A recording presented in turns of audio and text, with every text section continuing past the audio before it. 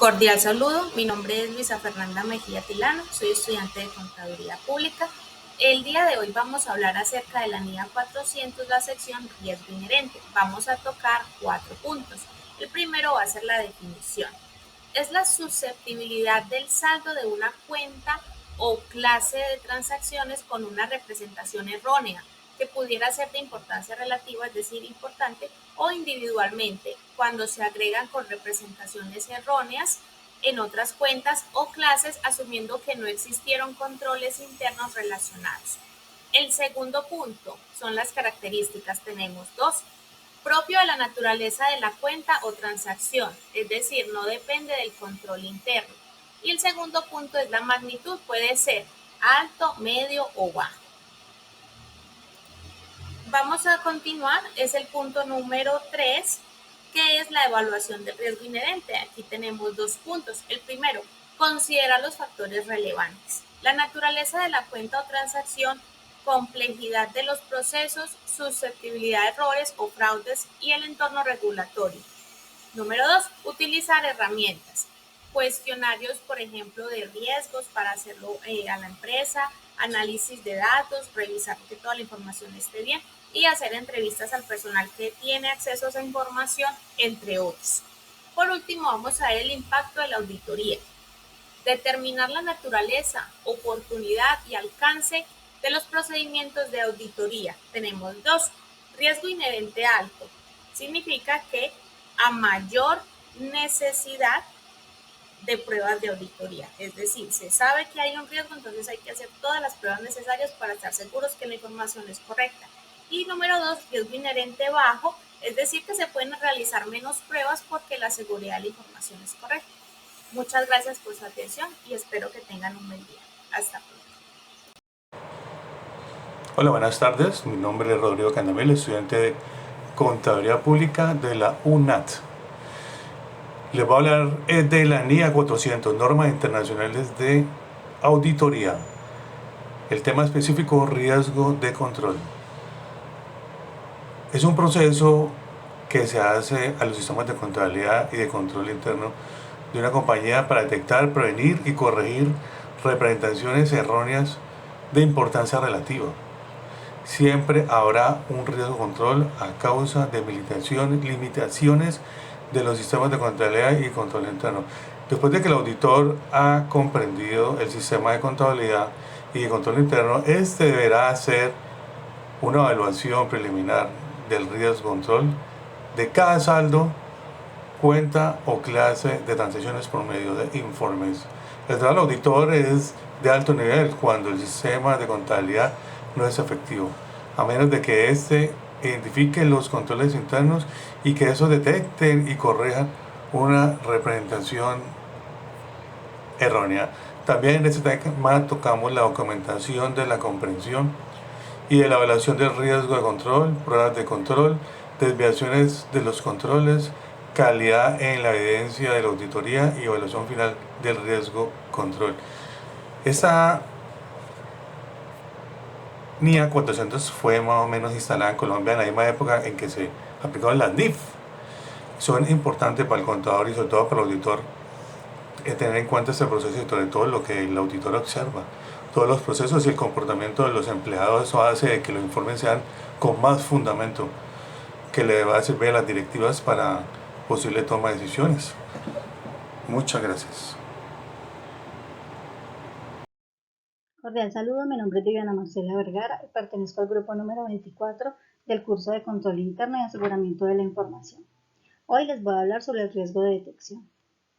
El riesgo de detección es el riesgo de que los procedimientos sustantivos de un auditor no detecten una representación errónea que existe en un saldo de una cuenta o clase de transacción que podría ser de importancia relativa, individualmente o cuando se agrega con representaciones erróneas a otros saldos o clases. Bueno, entonces, en primer lugar, el riesgo de detección es un tipo de riesgo de la auditoría y está relacionado con la posibilidad de que los procedimientos del auditor no detecten errores. Puede que el auditor haga todos los procedimientos que debe hacer y no detecte el error o que haga procedimientos insuficientes para detectarlos. Como siempre va a existir un mínimo de riesgo de que un auditor no detecte el total de los errores Entonces, el auditor debe establecer cuál es ese mínimo de riesgo que le permita asegurar que los estados financieros que va a presentar no tienen errores importantes. Característica. Se puede controlar. Su característica es que es el riesgo que como auditor yo puedo controlar, porque puedo definir en qué momento realizo el procedimiento, cuál es la extensión de la muestra que voy a tomar, qué procedimiento voy a realizar, qué tantos procedimientos voy a realizar. El riesgo de detección yo lo diseño y entre más procedimientos haga, más se reduce el riesgo de detección. ¿Cómo voy a minimizar el riesgo de detección? Determinar qué tan amplio o suficiente es la evidencia de la auditoría que he obtenido para reducir el riesgo de la detección. Entonces allí yo como auditor entro a hacer una valoración del riesgo inherente, unas pruebas adecuadas sobre los controles, concluir si los controles funcionan o no y determinar el alcance de los procedimientos sustantivos. Muchas gracias. Buen día, mi nombre es Elizabeth González Molina y yo voy a tratar el riesgo de auditoría. ¿Qué es? Un riesgo de auditoría es aquel que existe en todo momento, por lo cual se genera la posibilidad de que un auditor emita una información errada por el hecho de no haber detectado errores o faltas significativas que podría modificar por completo la opinión dada en un informe. Tipos de riesgo. Estos se los explican más detalladamente mis compañeros, pero yo les puedo decir que se presentan tres, que son riesgo inherente, riesgo de control y riesgo de detección.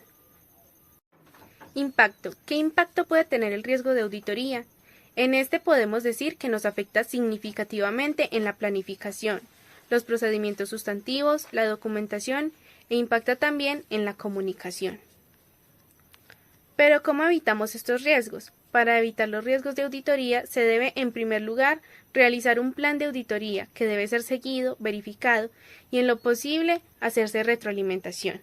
Se deben definir claramente los procesos y procedimientos internos para evitar que sucedan hechos irregulares y, si estos suceden, que la empresa tenga implementados los protocolos adecuados para detectarlos oportunamente y corregirlos. También se deben implementar sistemas de alerta, de indicadores que anticipen las situaciones de riesgo para su detección temprana. Bueno, eso es todo por mi parte, que tengan un buen día. Muy buenas tardes, mi nombre es Luz Adriana Londoño Hernández, estudiante de Contaduría Pública. A continuación, el tema es sobre el sistema de contabilidad y control interno. Breve introducción sobre la importancia de la contabilidad y el control interno en las empresas. Destacar la relación entre una contabilidad efectiva y la toma de decisiones empresariales. Explicar qué es la contabilidad y su papel en el que registra y el seguimiento de las transacciones financieras.